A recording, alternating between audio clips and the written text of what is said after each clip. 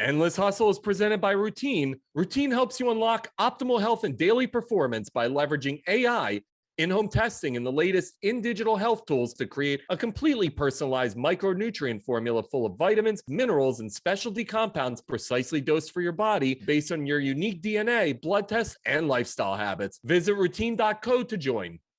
All right, it is a wonderful day on the Endless Hustle as I am joined by the one, the only, one of the most famous chefs of all time, restaurateurs, you name it, he's done it, Chef Wolfgang Puck. Wolfgang, a pleasure to have you on the show. Thank you. It's my pleasure. Good to talk to you. So after all these years, you can finally say you made it. You have a movie. That's the moment. You've made it. I have never made it. This would be a great thing for young people to watch, for young kids growing up who have adversity and also who thinks they can make it. But, if you follow your dreams, you actually can go somewhere. And I think that's what I did in a way. I had a very tough beginning. My stepfather was out of control, totally abusive mentally and physically to me and my sister. But, if you hang in there, something good will happen. Chef, can you believe it? After all these years, all the awards, all the recognition, you name it, as I'd mentioned, you've done it. When you look back on this journey, what strikes you? What really hangs in the emotional air for you? When I saw the movie the first time, and by the way, David Garb did a great job directing and producing it. And when I saw it the first time at the Tribeca Film Festival, all put together with the music, and I think it was difficult for me almost to relive the past in my home with my stepfather and have all these things going through me. I remember holding the hand of my wife, Galila, and I was like shaking. I said, Jesus Christ, this is still bad, But mostly now I said, I want my children to see, I want other young people to see that if you have problems, if you have adverse things going on in your life, you can overcome it. You just have to continue and not take no for an answer. One of the things that I admire so much about you, and you've obviously touched on it already, you go through this incredibly difficult and underwhelming childhood in Austria. You then come to America and you're able to essentially launch your dreams. Obviously, Spago is really that first celebrity restaurant. It becomes the diamond of Hollywood. Everybody from Julia Roberts to Tom Hanks, every A-lister knows you. They're coming in. I want to rewind the clock back to that moment. When did Spago start taking off? And when did you realize that you were the king of Hollywood of the culinary scene? It was funny because it really started at Ma Maison. And I don't know if you saw Patrick Deray, who was the main owner of Ma Maison. And I had a little part, like 5%. And one day I told him, I think we should form a restaurant management group and where we own it 50-50. And he looked at me and said, I always gonna own 51%. So I looked at him and said, me too. But it was already at Ma Maison that I met people like Orson Welles, like Billy Wilder or Swifty Lazar or Jack Lemmon and Joan Collins. So I knew some people already. So when I left actually exactly 40 years ago, this month, Ma Maison to open Spago or to build Spago. And, we had a terrible divorce with Patrick. It wasn't like a friendly parting or anything. It was terrible. As a matter of fact, so bad, I didn't let him into Spago for the first 20 years, maybe. So when I left, I had very little money. I did some cooking classes and everything. And then I opened Spago. So 2 weeks into the opening, all of a sudden, Billy Wilder calls me up and says, I'm going to bring some friends for dinner. And I said, all right. I got all excited because Billy, I was such a big fan of his, and he's Austrian like me. And I remember he brought Gregory Peck, Sidney Poitier, and Joan Collins, and I don't know who else, but it was this table of mega stars. And all of a sudden, the writer, George Christie from the Hollywood Reporter, was also by accident there. And he used to come often afterwards. And he wrote this story that Spago is the new place in Hollywood. That's where all the stars go. That's where everybody goes. So It was really, really the beginning. And then, you know, it continued. All the Hollywood A-lister had to go. And he told everybody, you better make a reservation now. If not, you never get a table there. So it becomes this overnight success. I thought I'm going to open a little neighborhood restaurant. At the end, it was this crazy thing where I used to sit until 1 or 2 in the morning looking out the window and saying, how do I going to manage that? Everybody wants to come, and they just didn't take no for an answer. I remember friends of ours, I cannot name the name, and they called up and said, okay, I'm going to pay 6 people at 8 o'clock tonight, and they hung up the phone. And I didn't have their telephone number or this thing, you know. So it was crazy, and they showed up with 6 people, and I said, oh no, where do I going to put them? So they waited for a table, yelled at me, and then somebody else had to wait because I gave them their table. It was really hard, but you know, it was so successful. And because the quality of the food and the service was so good, we survived the initial rush, because a lot of these restaurants, they're very, very, very important at the beginning, or they do very well for a year or 2, and then they fall off and nobody goes anymore. But Spago continued, and as a matter of fact, our best year was 2019. So after almost 40 years, we are still doing well, and we are still in the picture. I think a big part of that, chef, is you. And I don't mean you as a chef, I mean you as a personality. And we see that in this film. You became a star yourself. You became not only friendly with these people, but they looked at you as a celebrity, even though they were the celebrity. Could you feel that change happening? Could you feel that when they were coming to Spago, you were their star at the moment? I never thought like that. I always loved what I do. I'm very passionate about food. I'm very passionate about hospitality. And that was really the most important part for me. I never thought of myself as a star. I never thought of myself being important. I really thought what is important is our guests, that they leave with a great experience and they cannot wait to come back. Spago explodes. You then have to probably decide, what's next? Do I open more restaurants? Do I open a hospitality group? Of course, the Oscars happen. When you're at that crossroads as an entrepreneur, what does that decision-making process look like for you as you start weighing what are the next steps of my expansion? You know, it was so interesting. When I was a kid, 19 years old, and I worked at Beaumanière next to Raymond Tuillier, who was really my mentor. He was an amazing chef, restaurateur, painter, you name it. And he told me one day, he says, you know, my little guy, you know, your life is like you think you're on a train station. If you don't hop on the train, you're going to just always be on the train station. So you have to make a decision to hop on the right train, hopefully, and then you will go somewhere. And that's really is still in me. So when Spago became so successful, I got offers from everywhere to open Spago, here, there, God knows where. So then finally, I know I opened in Tokyo. We got these Japanese people who came over and said, oh, we want to open a Spago in Tokyo. Because remember, this was the first restaurant with an open kitchen where the chefs were on stage and the chefs were the stars, not the restaurant owner or the manager. Even they were still important too, but that was almost like the coming out of the chef profession. And for me, it was really so exciting because I could manage the restaurant from the kitchen. I could see everybody coming in. So it was really an interesting thing. But then I opened Spago in Tokyo in 1983, in April, I think so. And that too became so successful. And then I had somebody come up to me in Santa Monica here and says, oh, you should open a Spago in Santa Monica. We really want you there and everything. And I said, you know, I'm so tired of cooking the same food in every restaurant.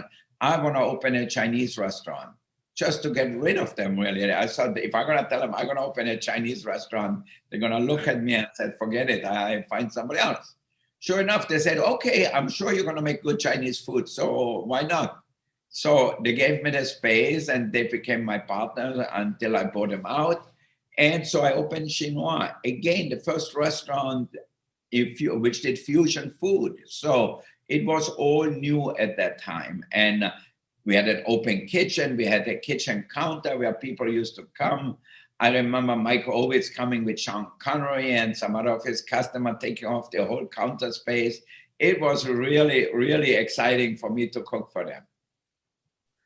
Who were some of the celebrities that left you awestruck, chef? The people that would walk in these restaurants and you would just say to yourself, I'm this little Austrian boy cooking for this person. How did this shit happen? Well, you know, it was so interesting because, like, I remember, you know, the James Bond movies. So Sean Connery was always one of my favorite actors, and his personality in this movie was always great. And I remember Julia Roberts, when she did her birthday party at Spago, and she was so beautiful, and I was just, oh my God, maybe I can go out with her. I was dreaming, probably. So there were a lot of things, but mostly because we have so many celebrities in Los Angeles, you know, a lot of them live here. I was very impressed when the King of Sweden came, for example, with his wife, or when all kinds of presidents came, from Jimmy Carter to Bill Clinton and so forth. So I think, to me, they were really the important people. The Hollywood people were not so important. There was one exception, which was Mike Ovitz. He was at that time the biggest talent agent. He owned CAA, and he was the king of Hollywood. So I think he really started the whole thing for me on television, you know. I wrote a cookbook in '85, and I didn't do TV before that, maybe some little local shows once in a while. And when I signed a cookbook to his wife, my new cookbook to Judy, and he said, how come I don't know about that? Well, I said, Mr. Ovitz, you are a big personality in Hollywood. How should you know about my little cookbook? He said, yeah, you don't promote it. How are you going to sell it? And he went on and on and on. And I finally, he said, why you don't do Good Morning America or the Today Show or something like that? And I said, well, my PR person tried, but they didn't want me on Good Morning America. They said they had Julia Child. And he said, what? Are they crazy? He called up the next day, the president of ABC in New York. The guy comes out a week later. They have dinner at Spago together, and Ovitz made him sign on a piece of paper. I don't know if it was a menu or a napkin. Said Wolfgang gonna go on Good Morning America whenever he wants. Those guys don't exist anymore. Those guys and girls, that's a different Hollywood than today. Take me back to that era, because as a kid who grew up in the 80s, I remember that era. And then the 90s, we began to see the transformation. And then 2000s, we saw the social media age take hold. Yeah. But what was that 80s Hollywood? What was that era like, and being around it through the restaurant world? You know, it was like the most amazing experience, because we got all kinds of people from Hollywood. So you had the stars who, like Gene Kelly and Jimmy Stewart and Gregory Peck and Sidney Poitier and John Collins and Elizabeth Taylor. They used to come to the restaurant. But then you had also like Madonna, who was starting out at that time. You had Michael Jackson, you had Prince. You had Sean Penn and all these younger actors and actresses who used to come. So it was an interesting mix of picture, because the young ones were in awe of seeing Swifty Lazar with Lou Wasserman and all the famous studio heads or whatever. And then the older ones were still the kings. So it was an exciting experience for me. But also you saw all the famous people coming from New York, the rich people, if it's the Rockefeller or anybody like that. When they came to LA, they had to come to Spago. When somebody from Germany came, like a Baron von Thyssen, and one of the richest guys in Europe, he only wanted to go to Spago. So it was really, when Agnelli came, he only wanted to come to Spago. So you had these European quasi-royalties, which still existed then. The big tycoons used to come. So it was a great mixture of people. And then we had writers. And what I was really proud of, a lot of artists. I loved Roy Lichtenstein. I loved Bob Rauschenberg. Andy Warhol used to come. He actually made my menu covers and my wine labels and everything. So it was so exciting. And I just got yesterday some pictures with me with Ellsworth Kelly and Bob Rauschenberg, Roy Lichtenstein, and so forth. And I think for me, that was the most exciting part, because I said, if I'm not a cook, I want to be an artist. I'm from Philadelphia originally, and there's a very famous French chef who I'm sure you're familiar with, Chef George Perrier, who was the king of Philadelphia for many years with Lebec Fin. And I interviewed, when I was first starting out, I interviewed Perrier. And I remember talking to him and him expressing that it wasn't work to him, it was art. So when you talk about the artist mentality, do you still see it as art? Is it, even though you're a successful businessman, is it still a pure art form to you? I really believe it's an intersection of art and craft and technique. So you have to learn the technique. You have to do all that. You have to run it as a business. You have to have this repetition going on all the time.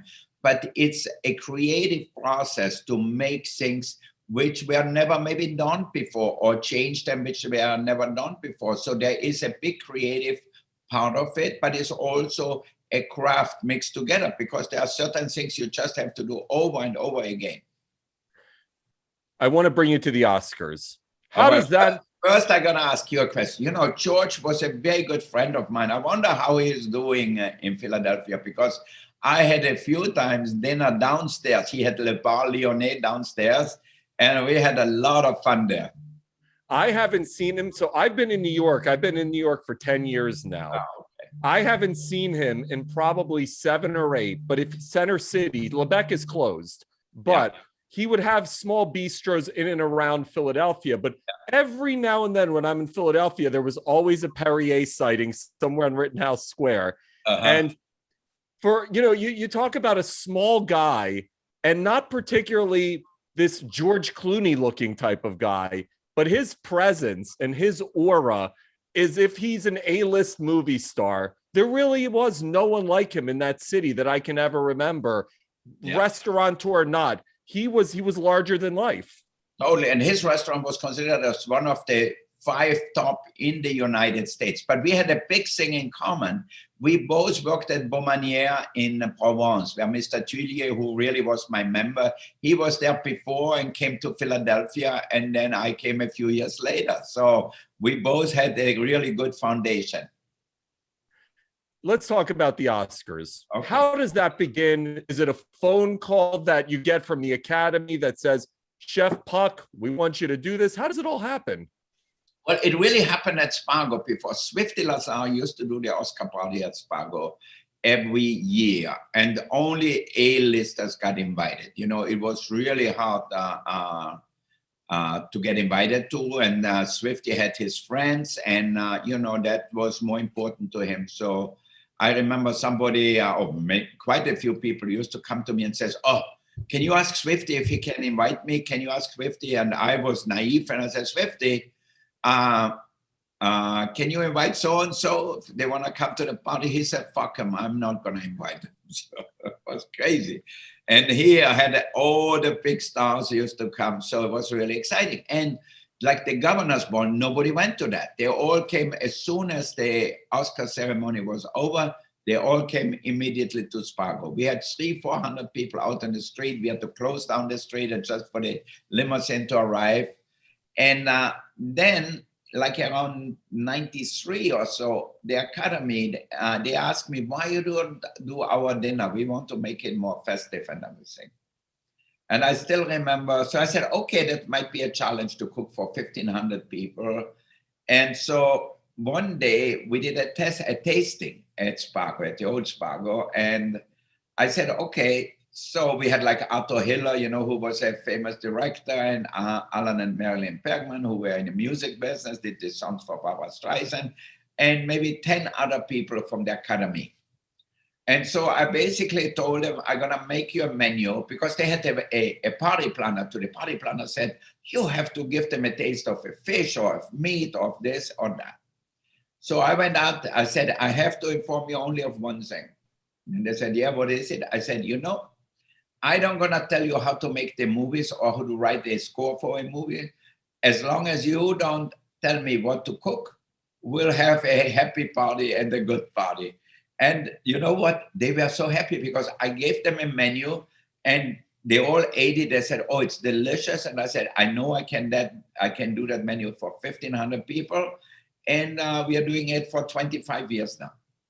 So when that happens, obviously the Oscars, the biggest spectacle in the world, how does that transform your profile and create additional exposure for you and the business? Well, the Oscars is really a global event, you know, even more global maybe than the Super Bowl, because everybody's interested in the movies, you know. In certain places, there is no American football. They don't care about that as much, you know. In certain places in Europe, they don't care as much, but they care about the movie stars. So I think it really gave us publicity all over the world. You know, we really thought, you know, that helped us keep us in the limelight around the world, not just locally. So because we had television stations from Australia, from China, from Italy, you name them, like hundreds of them lined up. And I did interviews after interviews, like all day long, like for 2 days. So it was really an important part, I think, for us, so that people get to know us worldwide. And I remember I was down in Punta del Este in Uruguay on a beach. And we were walking. I had my pants on, scrump up a little bit, and the shirt or whatever. And we were walking with a friend, with Alex. And then all of a sudden, a woman comes up to me and said, "Oh my God, you're Wolfgang. I know you from the Oscars." And then like 30 girls came up around me. "Oh my God, can we take a picture? Can we do this?" It was like crazy. I said, "Oh, here I am at the other end of the world, and people know me from the Oscars." As this is all happening, Chef, the explosion of the culinary world on television is simultaneously occurring. The Food Network is becoming a mammoth enterprise. You see the rising of Mario Batali and Emeril Lagasse and the next wave of TV chefs. Were you cognizant of what was happening in terms of the culinary world and entertainment merging and becoming huge? You know, my passion was always the restaurant business. My passion was always serving our customers in the restaurant. Television was never really my first love, where I said, I want to be on TV so badly. No, I just tried to do a little bit so that way we stay in the picture, so people don't forget about us, because I know it reached millions and millions of people. So it was a good thing. But for me, my restaurants were my priority. And, you know, you had chefs like Emeril or Bobby Flay and people like that. They became huge TV stars. Mario Batali became a huge TV star. I wanted to be known as a great cook, a great restaurateur, not as a great TV personality. It's fascinating to hear that, because it's the complete opposite end of the spectrum with most chefs. Yeah. Most chefs are more interested in being the star than running a good and successful restaurant. To you, it was really all about the craft. To me, is for what I do. And I tell everybody, I don't want to be a bad actor. Like when they ask me to play in movies, if I like it or if I know the person really well, like Kelsey Grammer is a good friend of mine, or Mr. Brooks, who did the Muse, he talked me into doing an appearance on the Muse and so forth, or the Las Vegas show, you know, with Jimmy Kahn. And I actually marveled at him, because I thought the way he talked, it was like so easy. And I said, wow. You know, I thought, is he rehearsing or is that a take? And they said, oh, it's a take. I said, he's amazing. It feels so natural. He felt like so in his role. And I said, I could never do that like that. You know, you have to learn your craft. I learned my craft is cooking, and I stick with that. Now, I like to do a little TV. I'm not saying I'm against it by any means. I think it is an important part. I think social media these days is very important. My son, Byron, who is 26 years old and runs our newest restaurant called Miroir up on Sunset Boulevard at the Penry Hotel, he is totally into social media. I don't use a computer to this day. So if I need something, if this is over, our podcast is over, I will call Abigail and says, Abigail, turn off the computer. One of the things that I loved about seeing this film, Chef, is at your age, most people are thinking about winding down, retiring, heading off into the sunset. You actually are working harder. You're still determined to continue to expand this empire. Where does this drive come from? You know, if you love what you do, I think you can do it. And I'm fortunate that I'm successful, so that way I can still expand, open new restaurants. Like 2.5 months ago, we opened Meron, and I'm so excited. My son Byron, who is 26 years old, he's running the restaurant. We opened another one, a Mediterranean restaurant there called Ospero. So it's a new project.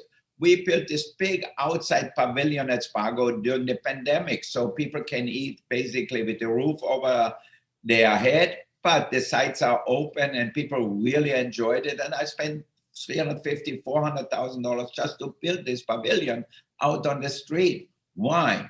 Because I want my customers to have an experience. I don't want them to sit on the concrete floor where the tables wobble or whatever. I said, if we do it, we have to do it right.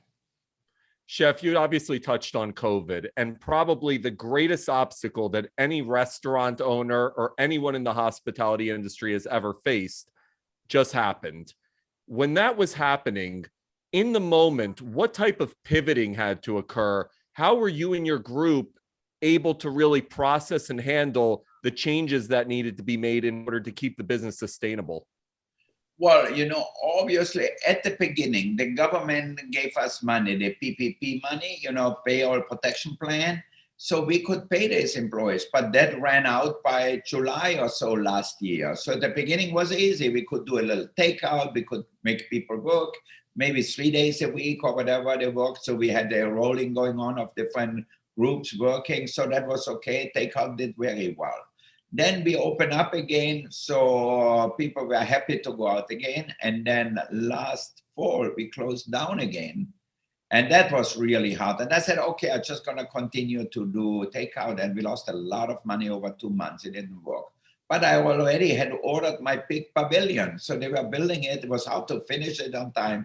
Finally, end of February, we got the pavilion going. And now I think people seem to really enjoy it. And, unfortunately, or fortunately, we don't have any rain. We had barely any rain all winter long. Like a few years ago, we had a lot of rain. So that's why I built it. I said, I don't want people sitting outside or having their birthday party planned, and then it rains. I have to call them up. Sorry, you can have takeout. We are closed. So we invested the money to serve our guests better. But I think it was the hardest time for everybody. And especially for so many small restaurants, some of them didn't even know how to get some money from the government. The landlords didn't help them either. A lot of them had to close down and be out of business. And I think it's really a sad history in our business, in the hospitality business, because I don't know, 120 or 150,000 restaurants closed forever. So that's really sickening in a way. Obviously, the big corporations gonna survive, but the small family-owned restaurants, family-owned bars, whatever, unfortunately didn't make it because they didn't have any reserve. And even before, if you were marginally successful already before the pandemic, once that hit, it's basically doors closed. You're in the cemetery. We've obviously talked so much about your successes, but any entrepreneur knows there's no such thing as an overnight success. You have to put the grind in for years to become that overnight success. If you were to share a lesson, one lesson that as an entrepreneur that you would want people to understand, what is that great lesson? Well, to me, somehow, we have restaurants in Las Vegas. I hate to gamble because I will lose the money on the table. I'm not good at counting cards or anything like that, especially if I have a few drinks. But there's an interesting thing within me that I like to take risks and I like to gamble in my business. Now, I tried it out one time. I opened a brewery with a restaurant called Eureka, and the brewery lost so much money that after 2 years, we had to shut it down. It was really very difficult for me. And seeing 100 employees in the restaurant, I had to lay them off because the brewery put us so much in the red. So I learned that I should stay with my business and stay what I'm good at, what I think I can control, that if a chef or a manager leaves me, I can take over the job anytime. So to me, it's really an important part to stick to what you know best and then always think, what can we change? How can we do it better? I think innovation is a big part in your business, in our business. I think in any business, really, when you think podcasts didn't exist not too long ago, And the same thing for me also, what is important is tradition. You know, we have people come to Chinois and eat our sizzling crispy catfish for 38 years. We have people come to Spago, even I put the Wiener Schnitzel on maybe in the late 90s, so 20 years ago or more. People still come and says, I know I'm going to go to Spago and I'm going to eat the Wiener Schnitzel and the Kaiserschmarrn to have some Austrian food. And all of a sudden, that took off like a brush fire. Never before did I put Austrian dishes on the menu, and now it has become so popular.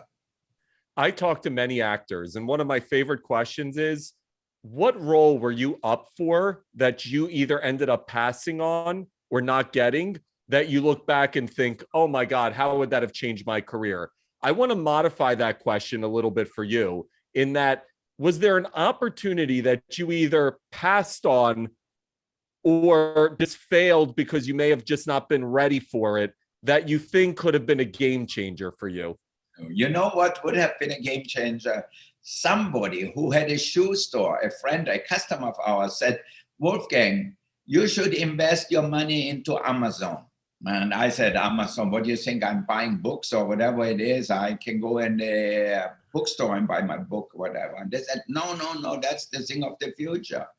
And you know what? This couple invested mainly all their savings, probably what they had. And now they sold their shoe store. They have enough money. Now they're older than me. They traveled the world just by their investment into Amazon. And I said, shit, I should have listened to them. Even if I would have invested $100,000 or $300,000, that would be a lot of money. A lot of money for my children to go to school, for us maybe to buy a summer home somewhere. And it's always good to have financial security. Chef, you have one meal to eat. It's your last meal. What is Chef Wolfgang Puck's last meal, and who's cooking it? You know, I cannot talk and converse with my food. Yes, I can see it, I can smell it, I may be able to talk to it, I might be able to enjoy it. But to me, a meal is sitting at the table with friends and family and have a great conversation. Now, it could be starting with a great bottle of champagne, maybe an older champagne, which I like, you know, maybe an older Krug champagne or an older Cristal or things like that, maybe a little bit of caviar, maybe have a pasta with truffles, or just have a beautiful grilled fish, keep it simple, and then some good desserts. I love sweets. So, but more important than anything is have a great conversation and have somebody with you who enjoys the food just as much as I do. You know, for me, that's the most important. I don't want to have my last meal by myself somewhere. I want to have my last meal with friends. And even if it's just a goulash or Wiener Schnitzel with some good white wine, and we laugh and we have a great time and a great experience, I think that would be my last meal. It wouldn't be in a 3-star restaurant where you feel like you're in a temple or you're in a church where it's quiet, nobody makes any noise, nobody laughs. One of the reasons that I started the show, Chef Wolfgang, is because I wanted to talk to successful people like you about the keys and principles that help them find their success. So my question to you is, what do you do and what principles do you incorporate in your life to continue to elevate? Well, our business is all about the people. I have people with me for 30, 40 years. And because of the movie now, they saw my upbringing. They saw how I started.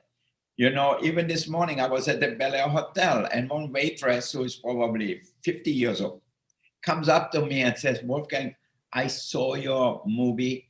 I feel like now I'm part of your family. Now I understand you so much better. I think I'm so proud of working with you because that movie meant so much to me, where I saw you had this adversary at the beginning, and now you're successful, but you haven't changed. And I really believe that is an important part. I'm here in the hospitality business. So is everybody else. And I lead by example, not because I want to, I have to, because I have the passion for it and I want to do it. And that's really had never changed in my life. You know, I was married a few times. I had the children, which are amazing. But my passion for food, my passion for the restaurant business has never changed.